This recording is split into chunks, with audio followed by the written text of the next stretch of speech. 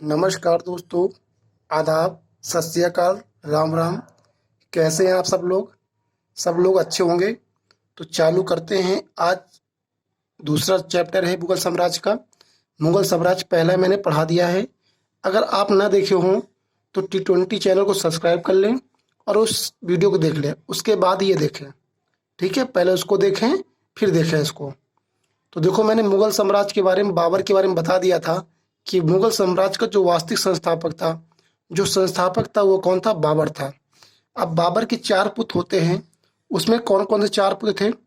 एक था हुमायूं, एक था कामरान, एक मिर्जा अस्करी, हिंदाल और सुलेमान मिर्जा। को मिला के पांच पुत्र होते हैं हुमायूं के। उसमें जो उत्तराधिकारी बनाता है वो हुमायूं को बनाता है। और इसका जो शासनकाल हुमायूं का था 1530 से 1556 तक रखता है। ठीक है, ये 1530 से 1556 तक इसका शासनकाल चलता है हुमायूं का। अब ये नसरुद्दीन हुमायूं के नाम से 23 वर्ष की अवस्था में आगरा में 19 दिसंबर 1530 को गद्दी पर बैठता है। अगर दोस्तों आप क्या करते हैं, जितनी बड़ी गद्दी में बैठते हैं तो उसमें जिम्मेदारियां ज़्यादा होती है और चुनौतियां भी ज़्यादा होती है। अगर एक घर से देखें कि घर में अगर एक बच्चा है तो उसका काम केवल पढ़ने का है, तो उसको सारी जिम्मेदारियां नहीं होती उतनी। अगर घर में पिता से बात करें, पिता को देखें, तो पिता को इतनी सारी जिम्मेदारियां होती कि बच्चों को फीस भी देनी है, घर का खर्चा भी चलाना है। तो जितना बड़ा अगर साम्राज्य होगा आपका, तो आपकी जिम्मेदारियां भी इतनी होगी। अगर किसी जीवन में चुनौतियां नहीं है और जिम्मेदारी नहीं है तो फिर वो जीवन अच्छा नहीं होता है, ऐसा माना जाता है। तो मैंने नसरुद्दीन हुमायूं के बारे में बताया कि नसरुद्दीन हुमायूं को जो जन्म होता है वो 29 दिसंबर 1530 में आगरा में होता है। अब क्या करता है हुमायूं? नसरुद्दीन हुमायूं के नाम से 15 दिसंबर 1530 ईस्वी में आगरा की गद्दी में 23 वर्ष की अवस्था पर सिंहासन पर बैठता है।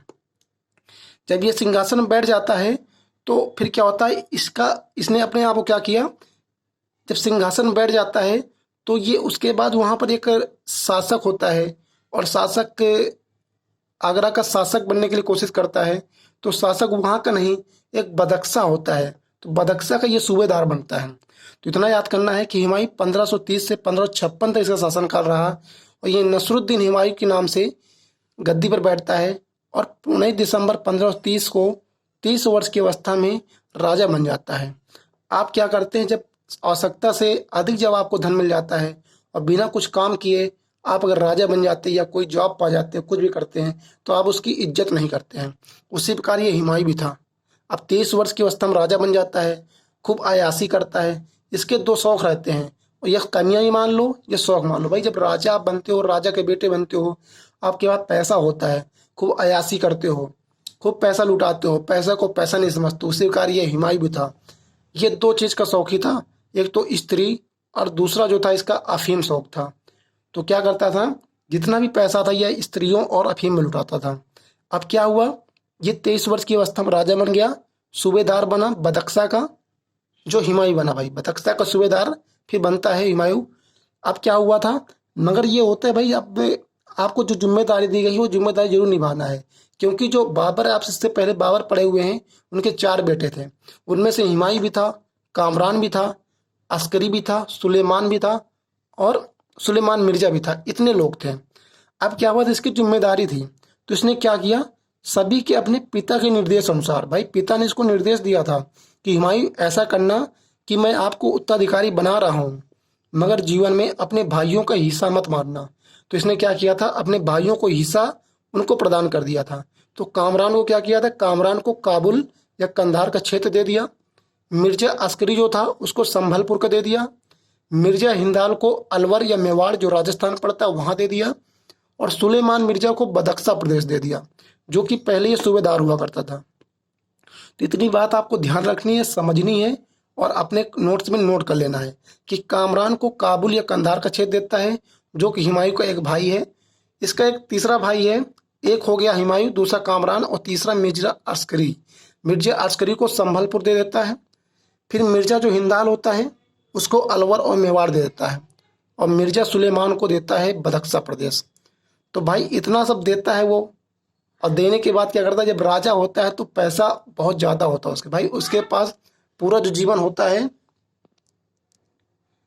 अब ये क्या करता है, अपने जीवन में अपने जीवन को आगे बढ़ाने के लिए ये नए नए नगर की स्थापना करता है। तो एक इसने दिल्ली पर एक दीन पनाह नगर बनवाता है, जिसकी स्थापना हुमायूं ने 1533 ईस्वी में की थी। 1533 ईस्वी में इसने क्या की थी, दीन पनाह नगर की स्थापना की थी। कहा जाता है यही दीन पनाह नमक है, यही दीन पनाह नगर है जो कि पुस्तकालय इसमें बनाया था। इसी के अंदर पुस्तकालय बनाया था।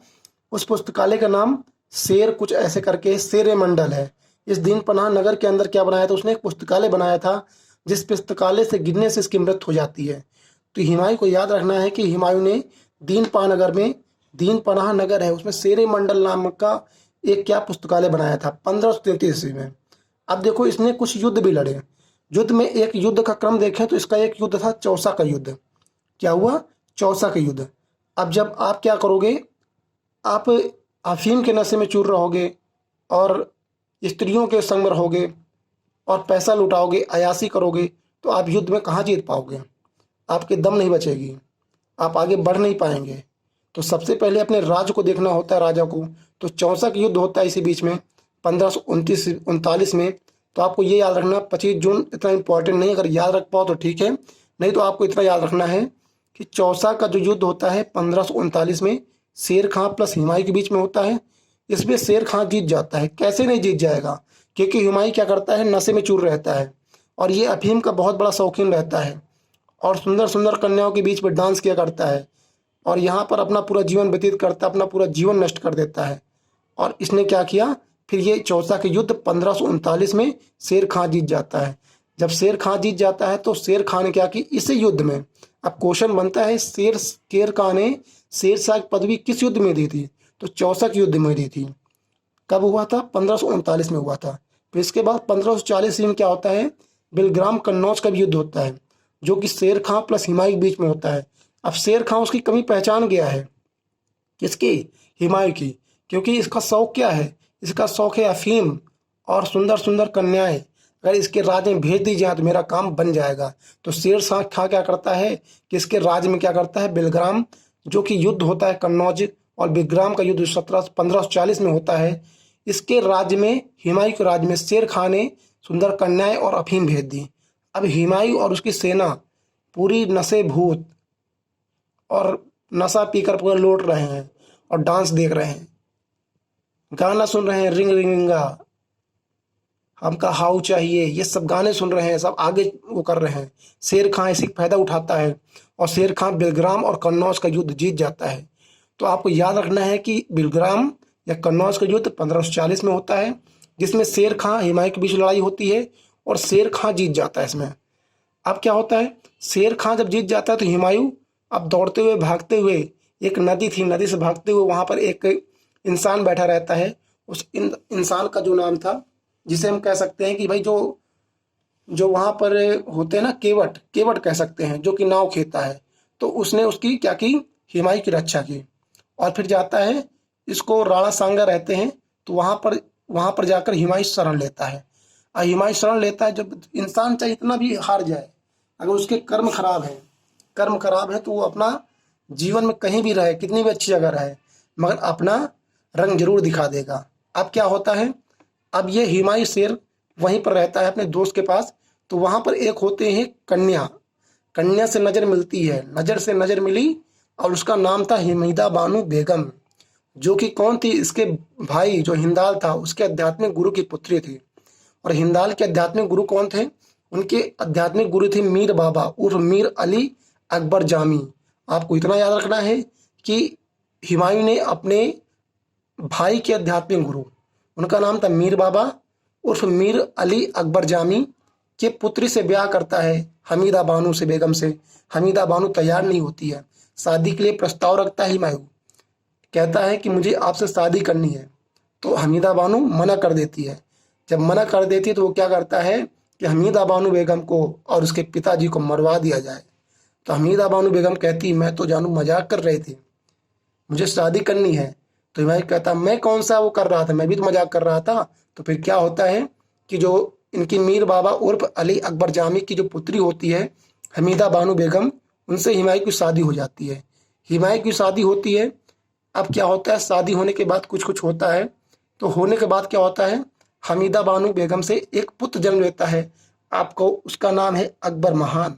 तो आपको याद रखना है कि अकबर के जो पापा हैं वो हुमायूं हैं और मम्मी हमीदा बानो बेगम है, जो कि मीर बाबा उर्फ अली अकबर जामी की पुत्री होती है। अब क्या होता है, अब शेर खां इसको ढूंढा करता है। अब इसको मालूम पड़ता है कि ये क्या है, राणा सांगा के पास है, वहां छिपा हुआ है। इसने राणा सांगा को चेतावनी दी कि आप क्या करो, हुमायूं से कह दो भाग जाओ। तो उसने क्या किया, हुमायूं से कहा कि भैया आप चले जाओ। हुमायूं क्या करता है, इसका जो शासनकाल तभी 1530 से 1500, पहले 40, फिर 40 से 1556, फिर चला जाता है 1540 में क्या चला जाता है, फिर चला जाता है ये काबुल।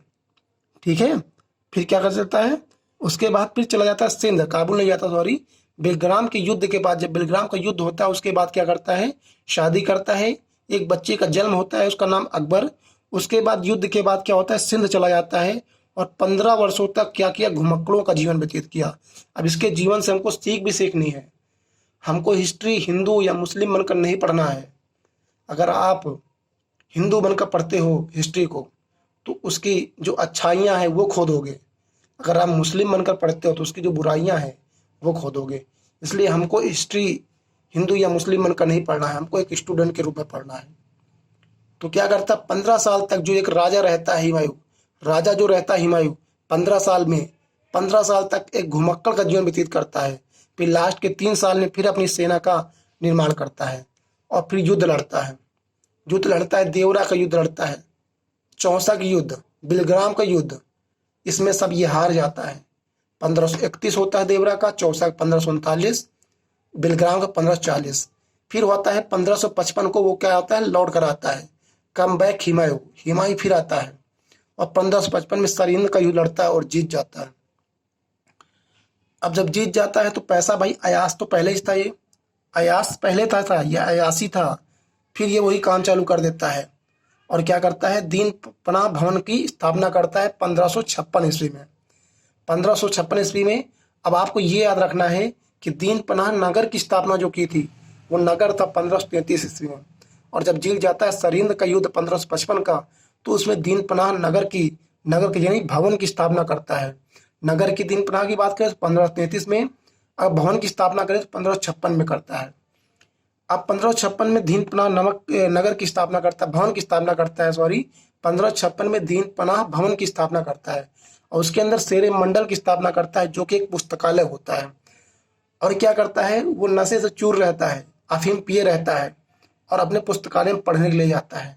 कहा जाता है कि हुमायूं एक पढ़ने वाला भी था भाई, वो जीवन में अपने पढ़ता भी रहता था।